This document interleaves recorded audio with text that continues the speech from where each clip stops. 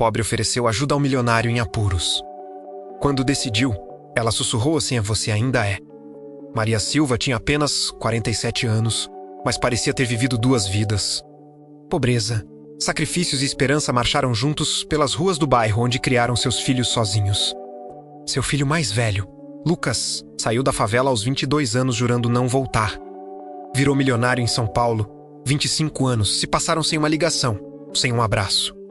Quando decidi procurá-la novamente, não. Era para reconciliação. Era para pedir ajuda desesperada, porque havia perdido tudo. Mas quando Maria viu aquele homem de terno rasgado, rosto pálido e olhos vermelhos de choro na porta de seu pequeno barraco, algo despertou dentro dela. Sem hesitar, ela abriu a porta. Sem questionar, ela ofereceu o pouco que tinha. E foi naquele momento, quando Lucas estava no chão, literalmente pedindo esmola à mãe, que ele renunciou, que as palavras ecoaram como trovão: "Você ainda é meu filho." Mas o que aconteceu depois foi tão extraordinário que se transformaria para sempre a compreensão de ambos sobre amor, redenção e o significado real de riqueza. Nesta história que você está querendo ouvir, você descobrirá por que 2 pessoas do mesmo sangue viveram em mundos tão diferentes. Por que a ganância destruiu tudo que parecia sólido. E como uma conversa sussurrada em um barraco humilde desfez uma maldição de 25 anos. Você compreenderá que existe algo mais poderoso que o ouro, mais valioso que as mansões, e que estava esperando para ser redescoberto. Se você está gostando desta história, deixe seu like, se inscreva no canal e ative o sininho. Vamos começar. Maria acordava todos os dias às 5 da manhã. Seu despertador era o canto dos galos do vizinho e a buzina do ônibus que passava perto da favela. Ela se levantava no escuro, lavava o rosto com água fria de um balde e começava sua jornada de trabalhadeira incansável. Ela era faxineira em condomínios de luxo na zona sul da cidade, passando roupa para 4 famílias diferentes, e ainda vendia bolo de chocolate no final de semana para completar a renda. Aos 47 anos, suas mãos eram ásperas, suas costas dóiam de dor crônica, e suas unhas eram permanentemente manchadas pelo trabalho. Mas sua voz era sempre doce quando falava com alguém. Seu sorriso era sempre caloroso. E seu coração tinha uma capacidade infinita de perdoar. Lucas, seu filho mais velho, era diferente desde criança. Enquanto seus irmãos brincavam descalços nas ruas de terra, Lucas estudava. Enquanto os outros se conformavam com a pobreza, Lucas sonhava em voz alta. Sua mãe dormia menos para pagar sua escola particular nos anos finais. Ela vendia seus únicos brincos de ouro para comprar seus livros. E Lucas via tudo isso não como sacrifícios, mas como o piso que ele pisaria para subir mais alto, mais rápido, mais longe. Com 22 anos, Lucas conseguiu uma bolsa para uma universidade em São Paulo. Maria o abraçou na porta de seu barraco, chorou e sussurrou: "Volta diferente, meu filho. Volta com a cabeça grande, mas com um coração grande também." Ele respondeu: "Mãe, vou ficar rico, muito rico. Vou tirar você daqui." Mas essa promessa nunca se cumpriu. Ou melhor, cumpriu-se de uma maneira muito diferente do que ela imaginava. Lucas desceu do ônibus em São Paulo com uma mala de papelão e um diploma em administração. Nos primeiros 5 anos, passou fome. Trabalhou como office boy, depois como assistente, depois como analista, depois como supervisor. Mas algo aconteceu em seu peito durante essa trajetória. Uma frieza, uma obsessão. Uma transformação que ele chamava de ambição, mas que era, na verdade, uma morte lenta do menino que abraçava sua mãe. Durante 30 anos, Lucas foi gerente de um grande banco. Com 35, era diretor. Com 45, era sócio em 3 empresas imobiliárias. Com 52, era quase tão rico quanto seus clientes mais ricos. Mas ele deixou de ligar para sua mãe aos 35, quando ela invejou uma carta pelo vizinho pois não tinha computador. Ele não respondeu. Aos 40, quando ela ficou internada por pressão alta, seu irmão a chamou ao telefone de uma amiga. Lucas estava em Miami. Ele disse: "Diga à mãe que estou ocupado, que depois ligo." Nunca liguei. A história de Lucas se cruzou com a de Maria pela primeira vez em 25 anos, quando ele enfiou a cara em uma cena de crime. Literalmente, ele entrou no carro de um sócio que estava sendo investigado por fraude. Aquele sócio era o verdadeiro culpado. Aquele sócio tinha documentos falsificados há 3 anos. Aquele sócio tinha lavado dinheiro de tráfico de drogas. E quando a Polícia Federal invadiu as 3 empresas onde Lucas tinha participação societária, sua vida desabou em 2 horas. O congelamento de contas foi instantâneo. A prisão preventiva durou 48 horas até que um advogado conseguisse liberá-lo. Mas aquelas 48 horas foram suficientes para que o mercado devorasse seus sócios o traíram, seus clientes o abandonaram. Seus amigos, aqueles com quem jantava em restaurantes de R$1.000 por pessoa, sumiram. A mídia o chamou de cúmplice, suspeito da maior fraude imobiliária da década. Seu apartamento de 5 milhões foi penhorado, seus carros foram compreendidos. Suas contas bancárias congeladas. Em 3 meses, Lucas tinha uma mochila, R$2.500 em dinheiro e a compreensão clara de que não tinha ninguém, nenhum amigo, nenhuma família, nenhuma rede de segurança, nenhuma mãe que ainda o amava. Mas como ele saberia que ela ainda o amava, ele nunca foi chamado para descobrir. No barraco onde Maria vivia, agora o mesmo barraco que ela ocupou há 23 anos, ela tinha um quadro na parede. Era uma fotografia de Lucas com 10 anos, sorrindo, segurando um troféu de natação. Ela tinha algumas fotos dele, mas essa era que ela guardava perto do seu coração. Porque na foto, ele ainda sorriu como o filho que ela conhecia. Lucas chegou à porta de sua mãe em uma segunda-feira cinzenta, quando a chuva caiu e o céu parecia estar lamentando. Ele estava descalço de um pé porque seu tênis tinha furado. Seu rosto era uma imagem de devastação total. Maria estabeleceu a porta. E antes que ele pudesse falar uma palavra, antes que ele pudesse explicar por que desapareceu, por que abandonou, por que trocou seu nome e sua origem por um cartão de crédito preto e uma conta de banco na Suíça, ela o abraçou. Abraçou como se ele tivesse saído ontem para a escola. "Por que você veio, meu filho?" Ela disse, ainda o abraçando, sentindo seu corpo trêmulo. Lucas caiu de joelhos. Caiu literalmente de joelhos no chão de cimento sujo. "Porque não tenho mais ninguém", disse ele. "E porque você é a única pessoa que ainda pode me ajudar. Porque você sempre soube como fazer milagres com nada." Maria o suspendeu para cima e o levou para dentro. Lucas explicou sua situação com a precisão de quem havia memorizado cada detalhe de seu colapso. Ele estava sendo investigado pela Polícia Federal. Tinha um advogado que cobrava R$15.000 por mês, dinheiro que ele não tinha. Tinha dívidas com sócios que eram perigosos. Tinha 3 dias para apresentar uma quantia de R$50.000 como depósito de cautela para melhorar sua situação judicial, ou seria preso novamente. Desta vez, não por 48 horas. Desta vez, por muito mais tempo. Sua voz era diferente enquanto conversava. Não era a voz de um milionário. Não era a voz de um herdeiro de fortuna que sabia que o mundo sempre se dobraria aos seus pés. Era a voz de um homem que estava literalmente à beira do abismo. "Mãe", ele disse, e essa palavra saiu da sua boca como se fosse a primeira vez que ele a pronunciava em décadas. "Preciso de R$50.000. Tem alguma forma de você conseguir esse valor? Uma venda da casa, um empréstimo, alguma coisa." Maria olhou ao redor de seu barraco. Suas paredes eram de alvenaria, mas faltava um reboco em vários lugares. Seu teto era de telhas de barro, algumas com goteiras. Seus móveis eram doações de famílias ricas para as quais ela limpava a casa. Seu colchão tinha um buraco que ela tampava com um tecido antigo. Ela possuía exatamente R$10.342 em uma conta de poupança que havia economizado durante 23 anos de trabalho. "Isso tudo que você vê aqui não vale R$5.000 juntos?" Ela respondeu, sua voz calma como sempre. "E a casa não é minha, é uma ocupação. Não tenho documentos de propriedade." Lucas sentiu algo quebrado dentro de seu peito. Algo que ele pensou que já estava completamente destruído. Uma última ilusão de que sua mãe, de alguma forma, teria uma resposta. Que ela teria os recursos.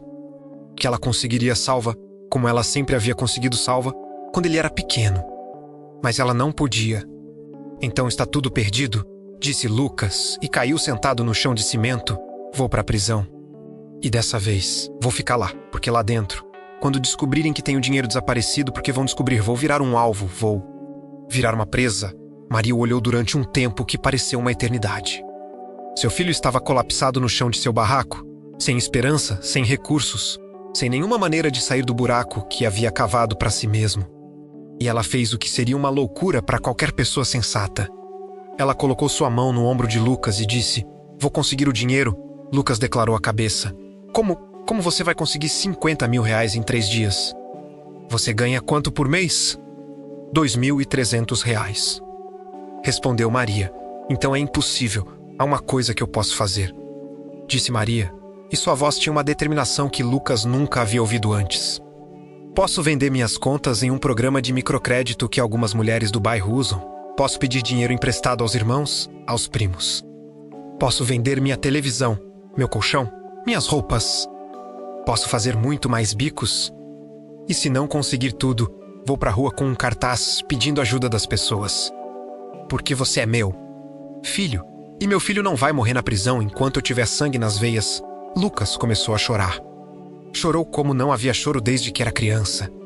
E sua mãe o abraçou enquanto ele chorava e sussurrou palavras de esperança que ele sabia, racionalmente. Não tinha base em nada além de fé. Durante os 3 dias seguintes, Maria foi pra rua. Ela executou um plano de arrecadação que envolveu praticamente todo o bairro. Suas amigas faxineiras arrecadaram 15 mil reais. Seus primos, que moravam em outras regiões, conseguiram juntar 8 mil. Ela vendeu seus pertences por 6 mil. E ainda lhe faltavam 21 mil reais. No terceiro dia, no final da tarde, quando o desespero estava em seu auge máximo, um padre da pequena igrejinha local veio procurá-la. Ele ouviu a história. Ele tinha um fundo de caridade. Ele conseguiu 21 mil reais.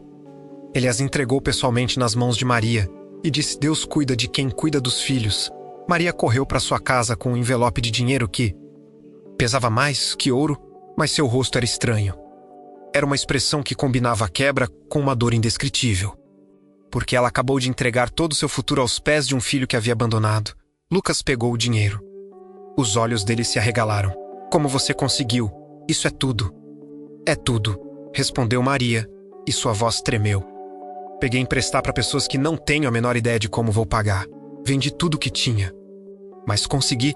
Lucas abraçou sua mãe de uma forma que era mais rompimento do que gratidão. Ele foi salvo. Pelo menos por agora. Pelo menos pelo próximo mês. Mas enquanto ele se abraçava, algo aconteceu dentro dele que era ainda mais destrutivo que a fraude financeira. Uma voz em sua mente começou a sussurrar: ela fez isso porque é fraca. Ela fez isso porque não sabe dizer não. Ela fez isso porque está desesperada. Você pode usar isso, naquela noite, enquanto Maria tentava dormir no colchão que havia sobrado porque não conseguiu vendê-lo. Lucas fez um plano para manipular sua mãe. Um plano para usar seu amor contra ela. Porque havia compreendido, durante aqueles 3 dias, que ela doaria tudo, absolutamente tudo, para salvá-lo. E se a vida lhe tirasse tudo de qualquer forma, pelo menos ele conseguiria controlar a situação. Nos dias seguintes, ele começou a pedir mais. Sempre com uma história, sempre com urgência. Um advogado que trabalha com taxa, uma multa que havia vencida. Um sócio que fornece indenização. Cada vez que Maria não dizia, ele olhava para ela com aqueles olhos de menino perdido, e ela cedia. Cada vez que ela cedia, Lucas se tornava um pouco mais desumano. 3 semanas depois de sua chegada, Lucas havia sacado 180 mil reais da mãe. Maria agora não estava apenas sem suas economias de 23 anos, mas também profundamente individualizada. Ela havia empenhado até seu uniforme de trabalho. Havia pedido dinheiro com Agility. Havia comprometido sua saúde mental e física no prol de um filho que, mais uma vez, a estava abandonando. Desta vez não fisicamente, mas emocionalmente, sistematicamente. Uma noite, Maria sentou-se no chão do seu barraco e simplesmente chorou. Chorou como se tivesse perdido não apenas seu dinheiro, mas sua razão de viver. Porque havia compreendido, finalmente, que Lucas não havia vindo para se reconciliar com ela. Havia vindo porque não tinha mais ninguém. E estava tratando como um banco. Ela olhou para a fotografia dele na parede, aquele menino de 10 anos, com um sorriso inocente. Sussurrou: onde você foi, meu filho? Quando você deixou de ser meu filho? Mas nenhum dos dois imaginava que a resposta a essa pergunta mudaria tudo. Nenhum dos dois sabia que estava à beira de uma verdade que os transformaria para sempre. Mas antes de continuar, era necessário retroceder no tempo. Era necessário compreender quem Lucas havia sido antes de se tornar alguém que pudesse explorar o amor de sua mãe. Era necessário compreender quem Maria havia se tornado depois de anos de abandono. Lucas nasceu há 47 anos em uma favela que nem sequer tinha nome. Houve um bairro rural, depois uma invasão, depois uma ocupação, depois um gueto. Seu pai era um homem que desapareceu quando Lucas tinha 4 anos. Não morri. Não deixou uma carta. Simplesmente saiu para comprar cigarro e não voltou. Maria foi deixada com uma criança de 4 anos, grávida de 3 meses seu segundo filho, e com 0 recursos. Ela tinha 16 anos. Sua própria mãe havia morrido de tuberculose 1 ano antes. Seu pai havia se tornado alcoólatra e sua casa havia desaparecido quando ele a vendeu para pagar dívidas. Maria dormiu na rua com Lucas enquanto grávida. Dormiu em uma barraca de plástico durante a estação das chuvas e Lucas chorou toda a noite porque tinha frio. Ela se colocou sobre ele para paraqueco, seus próprios dentes batendo, sua própria febre aumentando, mas seu corpo protegendo seu filho como um escudo. Quando o segundo filho nasceu, as coisas pioraram. 2 bebês famintos, nenhum alimento, nenhuma renda, nenhuma rede de segurança. Maria começou a fazer trabalhos que nunca havia imaginado fazer. Lavava roupas em rios, limpava quintais de casarões coloniais. Cozinhava em restaurantes populares durante a noite e dormia durante o dia. Enquanto seus filhos ficavam com uma vizinha que odiava, mas aceitava R$5 por dia. Um dia, quando Lucas tinha 8 anos, ele voltou da escola com um boletim cheio de notas altas. Era uma 5ª série em uma escola pública decadente, mas Lucas havia tirado 10 em português e matemática. Ele sabia ler com uma fluidez que era impossível em seu contexto. Ele poderia fazer contas mentais que focaram seus professores. Maria o viu chegar em casa com aquele boletim e ela sentou e simplesmente chorou. Chorou porque viu uma saída, viu uma esperança. Viu uma maneira pela qual seu filho poderia escapar da vida de miséria que ela estava vivendo.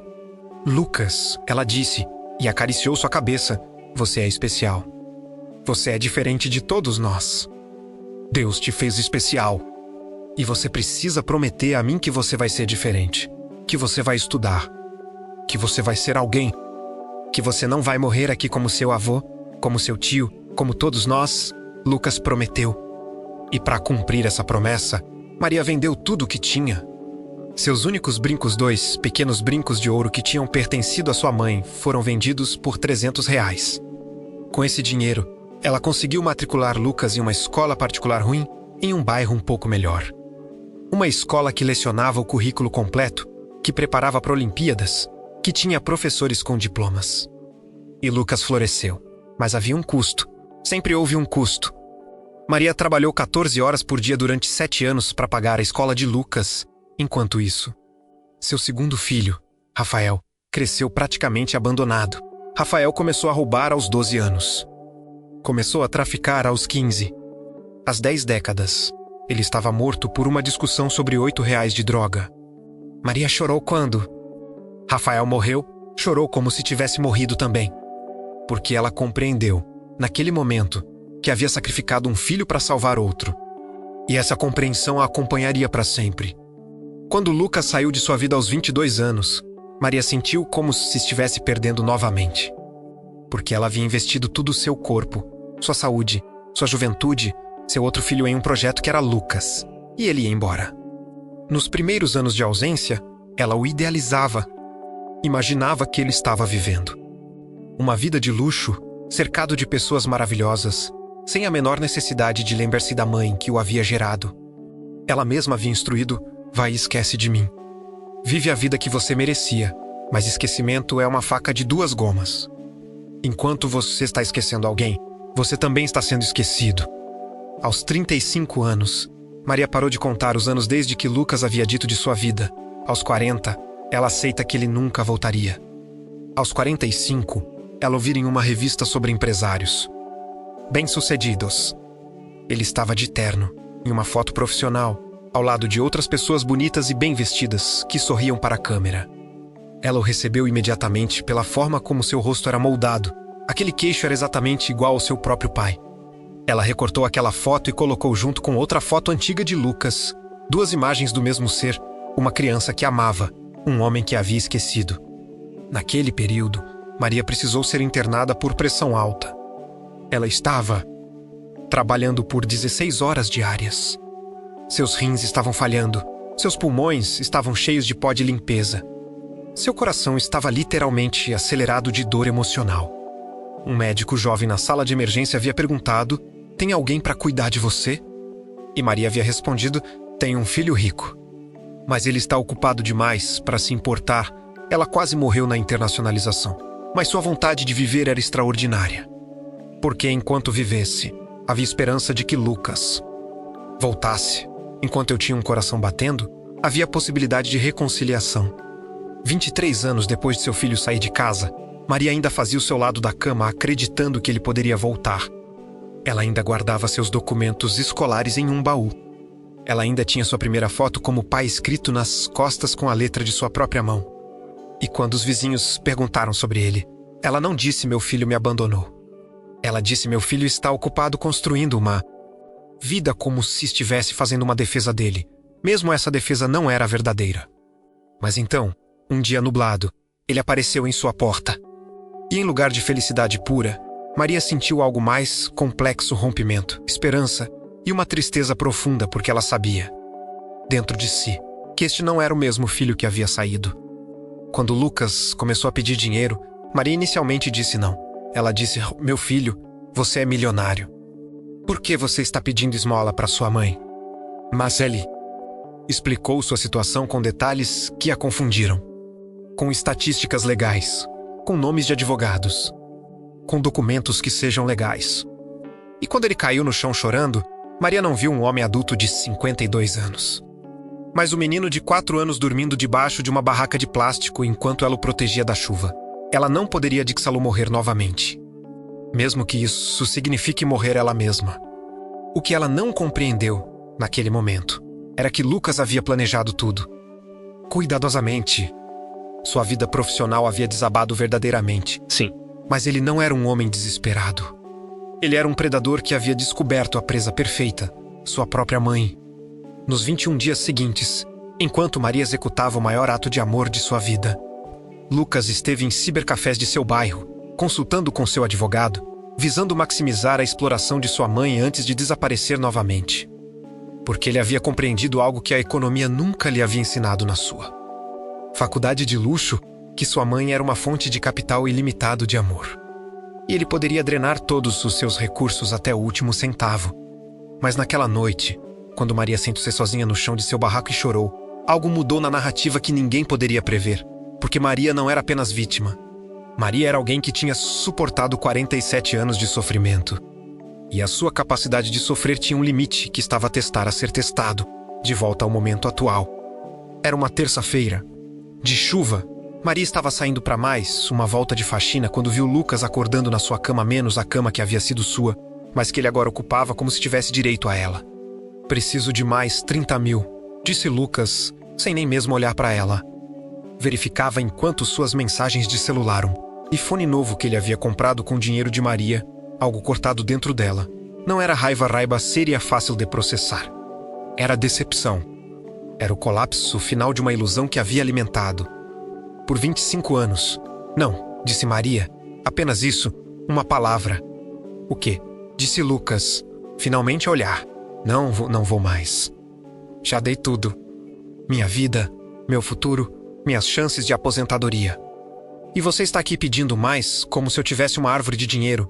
Lucas se declarou. Seu rosto resistiu. "Você não entende o que estou passando, mãe. Você não tem ideia do que é perder tudo. Você nunca teve nada, então não sabe o que é ficar sem, não?" Perguntou Maria, sua voz estranhamente. "Calma, Lucas. Quando você tinha 4 anos, seu pai saiu e nunca voltou. Eu dormi na rua com você." Lucas olhou com uma expressão que era uma mistura de raiva e culpa. "Isso é culpa, mãe. Você está usando isso para me culpar. Não estou culpando. Estou dizendo a verdade. Eu deixei você sair. Deixei você viver sua vida. Nunca pedi nada em 25 anos. E em 21 dias aqui, você me pediu o equivalente a tudo que eu economizei em 23 anos. Isso não é ser seu filho. Isso é ser um parasita." Lucas virou as costas para ela. "Então estou fora. Você acaba de perder seu filho novamente." "Espera", disse Maria. Sua voz havia mudado. Não era mais a voz de alguém suplicando. Era a voz de alguém que havia tomado uma decisão. Antes de você ir, preciso contar uma coisa. Uma coisa que deveria ter contado há muito tempo. Lucas parou na porta. Quando você saiu de casa aos 22 anos, continua Maria, você não era um filhote deixando o ninho.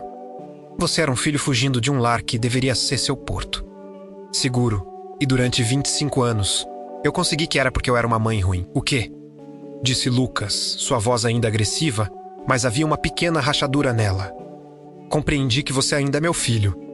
O mesmo menino que eu carregava descalço pela cidade pedindo emprego a qualquer pessoa que pudesse me dar uma chance. O mesmo menino que eu ensinei que o mundo poderia ser seu se você fosse inteligente e corajoso. E você foi inteligente. Mas você esqueceu de ser corajoso da forma que importa você. Esqueceu de ser corajoso o suficiente para amar. Lucas virou para sua mãe com os olhos cheios de lágrimas. E pela primeira vez em muitos anos, não era uma lágrima de manipulação. Era uma lágrima sincera. Mãe, eu não sei como amar. Tudo o que aprendeu no mundo lá fora é que amor é fraco. Que se você ama alguém, eles vão te usar. Então parei de amar. E virei alguém que usa os outros antes de ser usado. Maria caminhou até seu filho e o abraçou. Isso não é verdade, meu filho. Amor não é fraco. Amor é a única coisa que nos torna realmente poderosos. Porque quando você ama alguém, você está disposto a morrer por eles. E isso é mais poderoso que qualquer dinheiro, qualquer prédio, qualquer empresa. Você passou 25 anos construindo um império de vidro. Eu passei 25 anos construindo um império de amor. E quando tudo desabou, você correu para o meu império porque sabia, lá no fundo, que era o único que durava. Naquele momento, alguém bateu na porta. Era forte, insistente, e Lucas reconheceu. Imediatamente o som. Era uma polícia federal. Eles tinham rastreado seu movimento de contas bancárias. Haviam compreendido que ele estava em ocultação. E tinha vindo prender Lucas formalmente. O interrogatório durou 4 horas. Maria não deixou uma delegacia. Ela esteve ao lado de Lucas o tempo inteiro, sua mão em seu ombro, como se pudesse participá-lo fisicamente da consequência de suas ações. E durante aquele interrogatório, Lucas fez algo que nunca havia feito em sua vida adulta. Ele confessou toda uma fraude. Confessou seu conhecimento sobre lavagem de dinheiro. Confessou tudo, não porque fosse forçado, mas porque sua mãe tinha colocado sua mão em seu ombro e sussurrado: "Você é meu filho." E meu filho não é um mentiroso. O advogado teve um colapso quando soube que Lucas havia confessado. Porque a confissão destruiria completamente sua defesa. Porque a confissão exigiu prisão, não por meses, mas por anos. Mas Maria compreendeu algo que seu filho estava apenas começando a aprender, que a verdade, por dolorosa que seja, é sempre melhor que a mentira.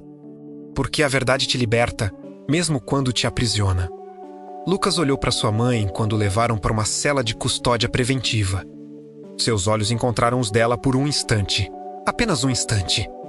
Mas naquele instante, toda uma vida de amor e abandono passou entre eles. E ela sussurrou, de forma que apenas ele pudesse ouvir: "Você ainda é meu filho." 3 dias depois de Lucas ser preso, Maria recebeu uma visita totalmente inesperada. Era uma mulher que parecia ter aproximadamente a mesma idade que ela. Tinha cabelos grisalhos, mas cuidados. Vestia-se com roupas simples. Seus olhos eram da mesma cor que os de Lucas. "Você é Maria", disse a mulher, quando Maria abriu a porta. "Sim, quem quer saber?" "Meu nome é Helena, Helena dos Santos. Tenho uma história para contar. E você precisa ouvi-la completamente antes de fechar essa porta na minha cara." Maria chamou para entrar Helena. Sentou-se no chão de cimento do barraco, como se estivesse sentada em um sofá de veludo. "Conheci seu marido", disse Helena, "há 28 anos. Maria sentiu seu coração acelerando. "Meu marido morreu?" "Não, ele não morreu. Ele simplesmente desapareceu quando Lucas era pequeno." "Eu sei", respondeu Helena. "Meu nome não era Helena naquela época. Meu nome era Cecília. E eu era uma prostituta que trabalhava em um bairro perto daqui. Seu marido, que se chamava Rogério, com em uma casa de tolerância, nós nos apaixonamos. E sim, ele tinha uma esposa e filhos em casa. E sim, ele me abandonou também.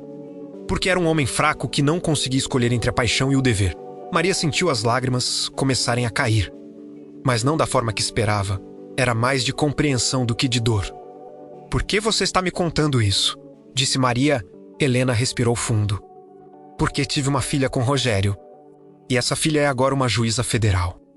E quando ela viu o nome Lucas de Silva em um processo de fraude, ela reconheceu o sobrenome. Ela fez uma pesquisa e descobriu que você é sua mãe biológica. Que Lucas é seu meio-irmão. Maria piscou, processando as palavras. O quê? Rogério tinha um filho comigo, uma menina. Eu a chamei de Juliana. Mas ele nunca a conheceu, porque eu o perdi de vista depois que ele sumiu. Durante 28 anos, eu não tinha ideia de onde ele estava. E ele morreu sem nunca saber que tinha uma filha. Helena tirou um papel de sua bolsa. Era uma certidão de nascimento. O nome do pai estava listado como Rogério Silva. O nome da mãe era Cecília de Oliveira. E a filha era Juliana de Oliveira Silva. Juliana é juíza porque trabalhou duro. Porque sua mãe, eu, consegui dinheiro limpando casas de gente rica, exatamente como você.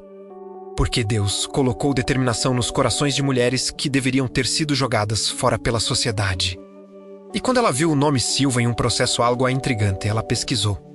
E descobriu a verdade que nós três nunca soubemos. Qual verdade? Disse Maria, sua voz tremenda, que Rogério tinha uma família antes de mim. E tinha filhos. Um deles se tornou milionário. E aquele milionário, Lucas, é irmão biológico de Juliana, meia parte de irmão. Mas irmão mesmo assim, Maria sentou-se no chão com um baque. Ela havia passado 25 anos odiando o homem que havia abandonado, odiando a ausência dele, odiando o aspirador que havia sobrado na vida de seu filho. E agora, descobre que aquele homem deixou um legado que ela nunca havia imaginado. Que seus filhos tinham um irmão que nunca conheceram. Onde está Juliana agora? Disse Maria, esperando fora de sua porta. Respondeu Helena. Ela pediu para eu vir primeiro, porque isso é algo que você precisa processar. Maria abriu a porta e viu uma mulher de aproximadamente 40 anos, com traços que lembravam Lucas, olhando para ela com olhos que estavam cheios de lágrimas. Mãe, disse Juliana, e a palavra saiu de sua boca com uma familiaridade que era impossível, porque elas acabaram de se conhecer. Todas as três mulheres choram juntas no barraco de Maria. Por que você está aqui? Disse Maria, quando conseguiu encontrar sua voz. Porque meu irmão está em problemas. E porque é hora de nossa família se reunir. E porque sua história de oferecer ajuda a um milionário que desapareceu. Essa história é exatamente sobre o tipo de mulher que é você. Maria, você ama sem questionar. Você dá sem guardar ressentimento. E é exatamente o tipo de pessoa que precisamos salvar. Maria olhou para Juliana. Lucas não é seu irmão. Vocês apenas conhecem um pai biológico que nunca os conheceu biologicamente. Sim, respondeu Juliana. Mas através de você, através de minha mãe, através de Deus, estamos conectados, estamos reunidos. Você é minha mãe também, se você quiser ser. E ali, naquele pequeno barraco de alvenaria sem reboco, em uma favela que ninguém no mundo conhecia o nome, 3 mulheres e suas histórias de abandono e abandono compreenderam que não estavam sozinhas. Que havia outras mulheres que foram sacrificadas, que fizeram homens amados que não mereciam, que construíram famílias a partir de nada. Helena então revelou algo que já havia sido preparado há semanas. Ela havia descoberto que Rogério, embora houvesse desaparecido quando Lucas era pequeno, havia feito algo inesperado. Ele trabalhava há anos como motorista para uma empresa de logística. E alguns anos antes de morrer, ele havia morrido há 12 anos, em um acidente de carro. Ele havia feito um testamento. E aquele testamento havia deixado toda a sua propriedade e poupança de R$480 mil para uma filha que ele nunca havia conhecido. Juliana recebeu aquele dinheiro aos 21 anos. Foi usado para pagar sua faculdade de Direito e depois de sua pós-graduação. Mas agora, ela tinha uma razão melhor para usar seu dinheiro. Mãe, disse Juliana para Maria, seu filho está na prisão preventiva acusada de fraude. A sentença, baseada em sua confissão, será de aproximadamente 15 anos. Mas há um caminho para isso reduzir significativamente. Há um caminho para restauração em lugar de apenas escassez. E tem os recursos para conseguir o melhor advogado do país para defendê-lo. Não para libertá-lo, porque ele cometeu crimes. Mas para garantir que ele receba reabilitação, não apenas encarceramento. Por quê? Disse Maria. Por que você fez isso por alguém que você acabou de conhecer? Porque você me criou, respondeu Juliana, olhando para Maria nos olhos. Você criou uma menina que nunca viu mais mãe, cuja trabalhou incansavelmente para me dar uma vida. Você criou as bases para eu chegar onde cheguei. Porque o sacrifício que sua mãe, a minha mãe, a mãe de todos nós, fez para Lucas, essa é a história de toda mulher que ama. E eu não vou deixar meu irmão apodrecer em uma célula quando posso fazer diferença. Helena, coloque sua mão na mão de Maria. Maria, você conheceu Rogério apenas por tempo suficiente para ter Lucas, mas através de Lucas, através dessa situação. Você me conheceu e eu amo você. Porque você fez o trabalho que eu fiz, você amou um homem que não mereceu. E criou um filho extraordinário, apesar de tudo. 3 dias depois, Juliana contratou um dos melhores advogados penalistas do Brasil. Aquele advogado visitou Lucas na cadeia. E pela primeira vez em toda essa saga, Lucas compreendeu que sua mãe havia feito mais que apenas doar dinheiro e sofrer. Sua mãe havia reunido uma família. Sua mãe havia encontrado, através de seus próprios sofrimentos, outras pessoas que sofreram de forma semelhante e que estavam dispostas a redimi-lo não porque ele merecesse, mas porque o amava. E naquela cela, Lucas começou a chorar novamente. Mas desta vez, não eram lágrimas de manipulação ou desespero. Foram lágrimas de compreensão de que o maior crime que havia cometido em sua vida não era fraude financeira, era abandono emocional. Havia alguém disposto a perdoar isso completamente. 6 meses depois, Lucas comparou ao tribunal sua confissão, combinada com o trabalho do novo advogado de Juliana, havia limitado a sua decisão. Em vez de 15 anos em uma prisão federal, ele receberia 8 anos em um presídio semiaberto com programas de reabilitação. Mas mais importante que a sentença foi o que aconteceu depois dela. Seu sócio verdadeiro, aquele que havia cometido a fraude original, foi capturado 2 meses depois ao tentar sair do Brasil com um passaporte falso. Ele recebeu uma sentença de 20 anos. E o mais poético, ele havia cometido o crime enquanto tentava parecer respeitável, enquanto Lucas havia confessado seus próprios crimes em vez de culpar os outros. O juiz, em seus comentários finais, havia elogiado Lucas por sua mudança de atitude. O juiz disse: é raro que alguém em sua posição admita seus erros completamente. Isso demonstra um caráter que pode ser redimido. Lucas olhou para sua mãe enquanto o juiz conversava. E Maria, que havia envelhecido 5 anos em 6 meses, olhou para seu filho com uma expressão que era esperança, combinada com acessibilidade. Nos anos que se seguiram, a vida de Lucas não foi fácil. Presídios semiabertos são ainda presídios. Ele trabalhou em escritórios dentro da cadeia. Ele estudou, ele leu livros que sua mãe lhe enviava semanalmente. Ele escreveu cartas longas, reflexivas, honestas para sua mãe, contando sobre sua transformação. Uma destas cartas, escrita no 2º ano de sua prisão, dizia: mãe, hoje fiz 30 dias sem pensar em dinheiro, sem pensar em status, sem pensar em como. Outros me veem e sabem o que descobriu. Estou feliz. Realmente feliz não é a felicidade que eu esperava que fosse. Não é baseado em possuir ou em comparação com outras pessoas. É baseado em simplesmente estar vivo, em poder respirar, em poder ler um livro que você me inveja, em poder escrever uma carta que sei que você lerá e que você chorará de saudade. Descobri que você tinha razão. Você sempre tinha razão. Mãe, amor é poder. A maior força do universo. Quando sair daqui, em 6 anos, não quero ser milionário, quero trabalhar com você. Quero ajudá-la a alcançar as pessoas que sofrem como nós sofremos. Quero usar meu conhecimento de negócios para criar algo que importa. Obrigado por não me deixar morrer aqui. Obrigado por me salvar. Seu filho, Lucas Maria, recebeu esta carta em uma terça-feira.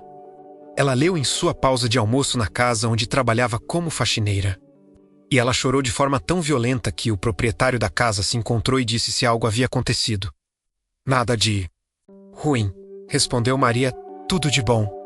Tudo de melhor. Juliana, durante esse tempo, havia se tornado uma figura pública importante.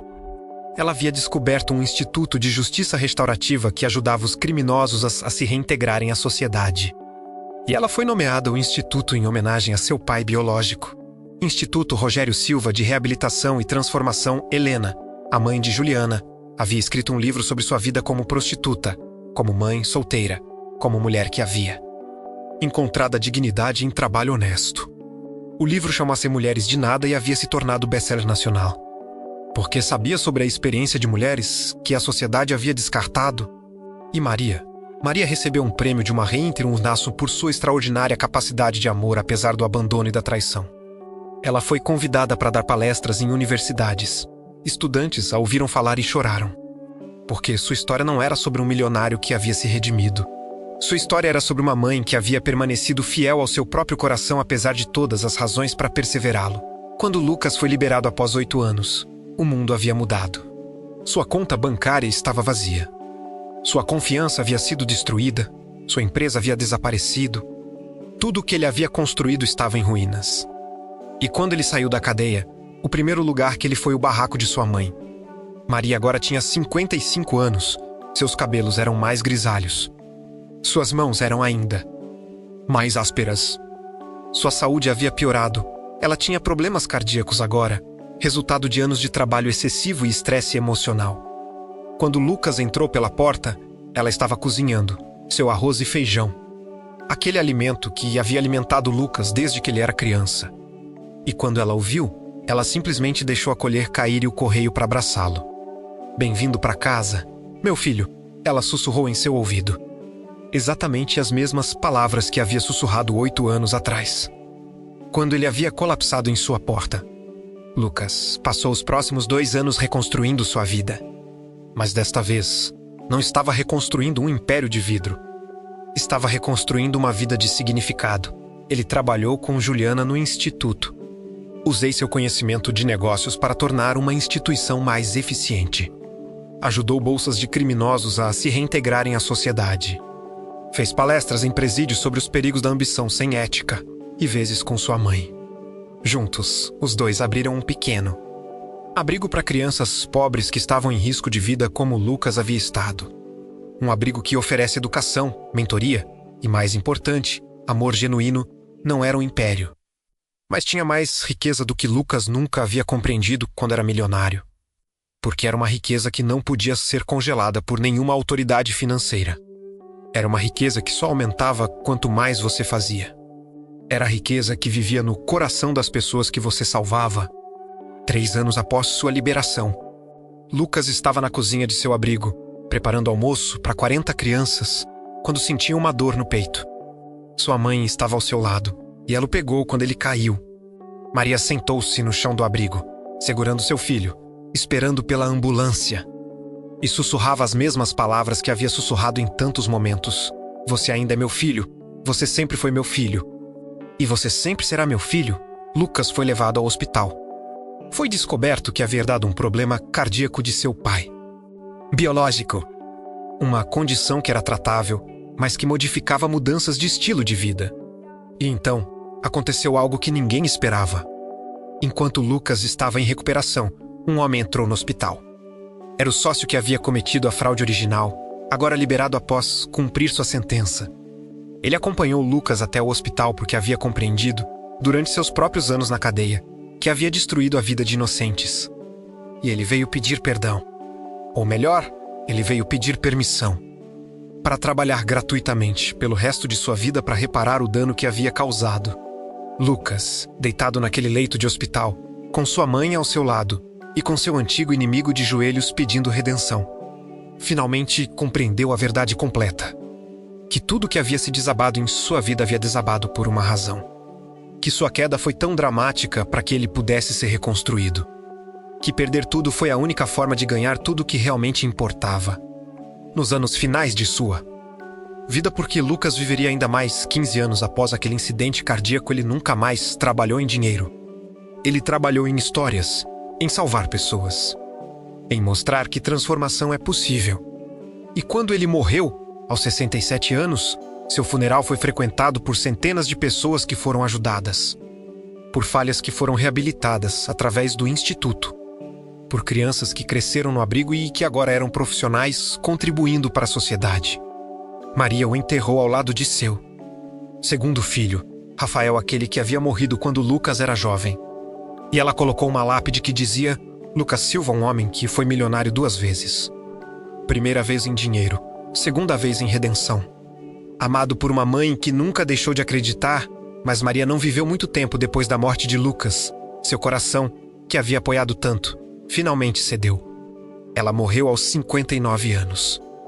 E quando Juliana se encontrou pela manhã, ela estava segurando a fotografia antiga de Lucas aquela. Fotografia de um menino de 10 anos, com um sorriso inocente, como se eu tivesse dormido pensando nele. No funeral de Maria, Juliana falou. E ela disse algo que fez todo mundo em pé chorar. Minha mãe biológica foi prostituta. A mãe de Lucas foi pobre além da pobreza material.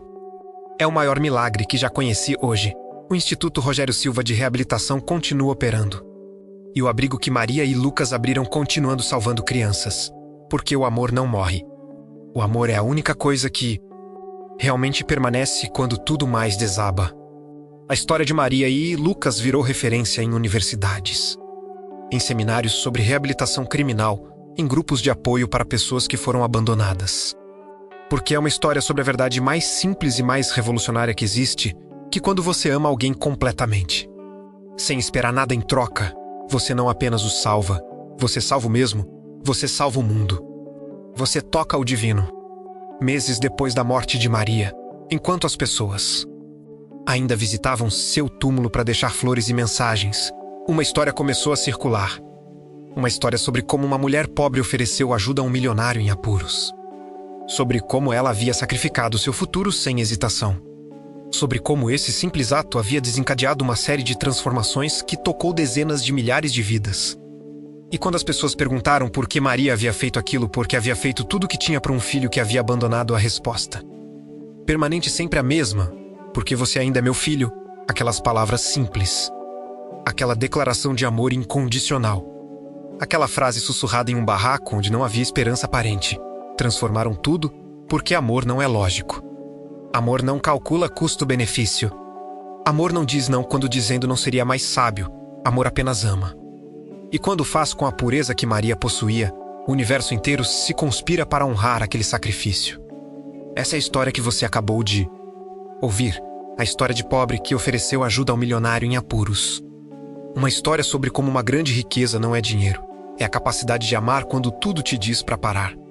E então vemos, ao fim desta história extraordinária, a história de Maria e Lucas, a história de uma mãe que nunca deixou de acreditar, a história de um filho que perdeu tudo para encontrar o que realmente importa, mas sabe, enquanto eu contava cada detalhe dessa jornada, menos cada lágrima, cada sacrifício, cada momento de redenção, eu estava esperando por este momento, porque essa história não termina aqui.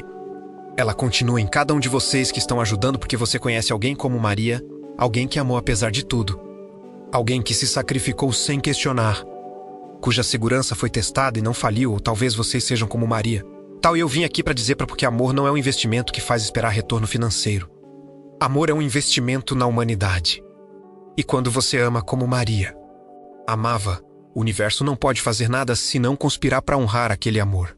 Agora, antes de você sair deste vídeo, espero que você não saia, porque é muito mais preciso fazer algo que é importante para o nosso canal. Porque este é um canal de histórias que transformam vidas.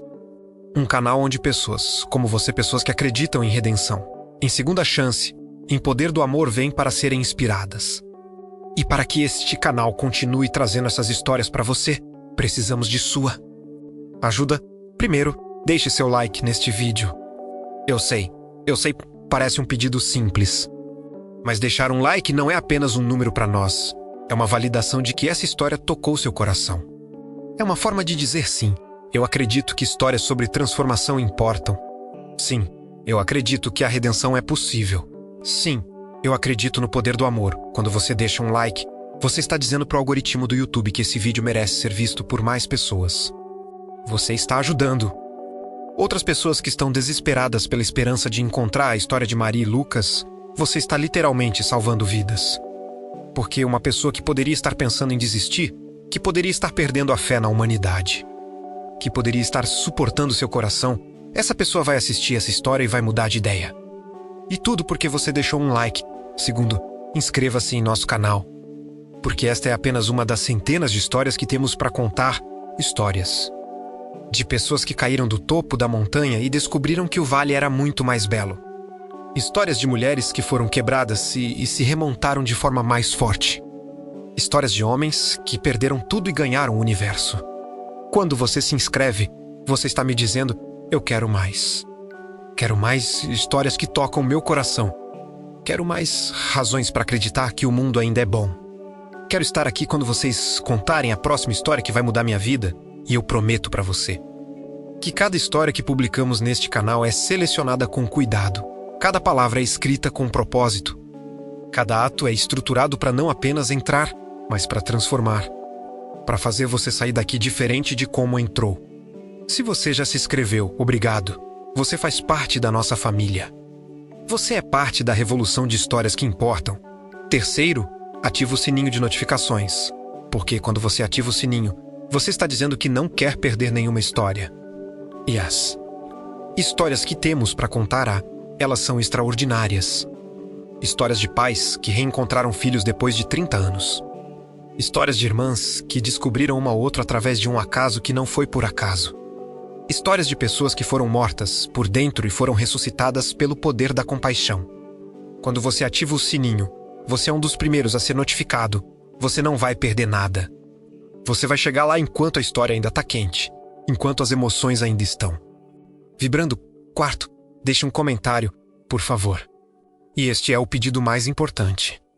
Porque quando você deixa um comentário, você está fazendo mais que apenas engajar com o algoritmo. Você está se juntando a uma comunidade de pessoas que acreditam que histórias são importantes. Você está dizendo em voz alta, esta história me tocou, e quando você deixa um comentário, outras pessoas que estão passando por situações semelhantes às de Maria e Lucas vão ler. Eles vão ver que não estão sozinhos. Vão compreender que suas dores são compartilhadas. Vão encontrar esperança nos comentários de estranhos que, por um momento, se tornaram amigos. Então aqui está o meu pedido especial para você. Deixe um comentário respondendo esta pergunta. Você conhece alguém como Maria, alguém que ama incondicionalmente apesar de tudo? Ou talvez você seja essa pessoa.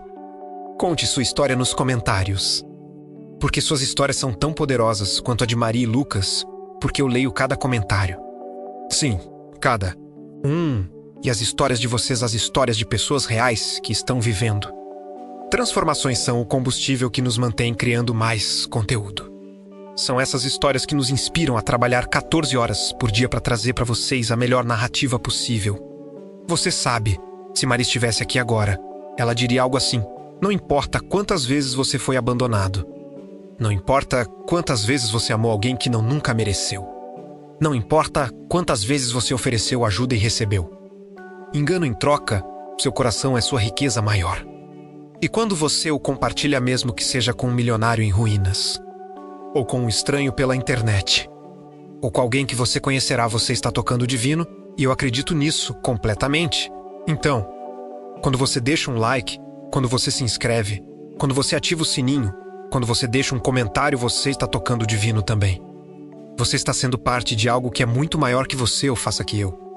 Você está sendo parte de um movimento que diz histórias importantes. Transformação é possível. Amor é real. Obrigado por estar aqui conosco nesta jornada.